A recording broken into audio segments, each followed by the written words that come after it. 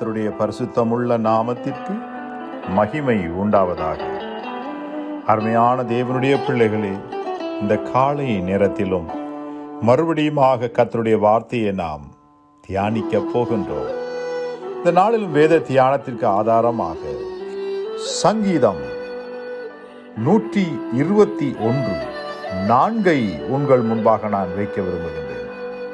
அந்த வசனம் இப்படியாய் சொல்கின்றது: இஸ்ரவேலை காக்கிறவர் உறங்குகிறதும் இல்லை, தூங்குகிறதும் இல்லை என்று. அருமையான தேவனுடைய பிள்ளைகளே, உறங்காமல் தூங்காமல் நம்மை காக்கிற தேவன் அவர் என்பதை இந்த வசனத்தின் மூலம் தெளிவாய் நாம் அறிந்து கொள்ளலாம். காரணம், நம் மேலே எவ்வளவு தூரமாக தேவன் அன்பு வைத்திருந்தால் உறங்காமல் தூங்காமல் நம்மை காப்பார் என்று அங்கே சொல்லியிருப்பார் என்பதை சிந்தித்து பாருங்கள். இந்த உலகத்திலே ஒரு பிள்ளையை ஒரு தாய் எப்படியாய் உறங்காமல் காக்கின்றதோ அதுபோல தேவனும் நம்மை காக்கின்றது.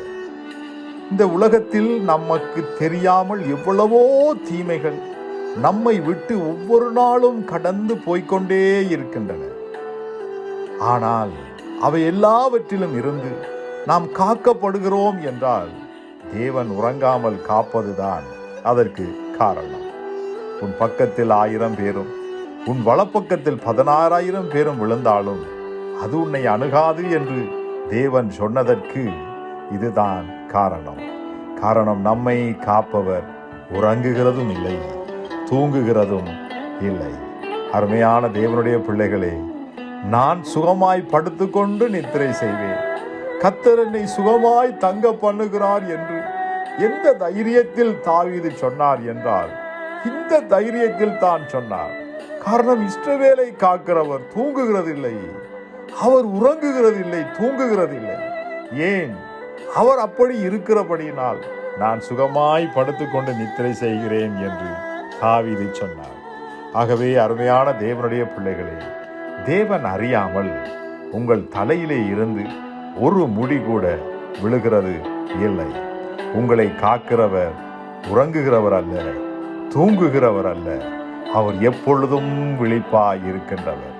ஏனென்றால் எவ்வளவு பெரிய ஒரு ஆபத்து நிறைந்த உலகத்துக்குள் நாம் இருக்கிறோம் என்பதை அவர் அறிவார். ஆகவே எந்த நேரத்தில் எப்பேற்பட்ட தீமைகள் நம்மை நோக்கி சத்துருவினால் வந்தாலும் அதிலிருந்தெல்லாம் நம்மை விலக்கி காக்க தேவன் உறங்காமல் தூங்காமல் உங்களை காக்கின்றார். ஆகவே அந்த உன்னதமான தேவன் உங்கள் வாழ்விலும் உங்களுக்கு வருகிற எல்லா தீமையிலிருந்து ரட்சித்து நிச்சயமாய் காப்பார். காரணம், இஸ்ரவேலை காக்கிறவர் உறங்குகிறதும் இல்லை, தூங்குகிறதும் இல்லை. ஆமென், ஆமென்.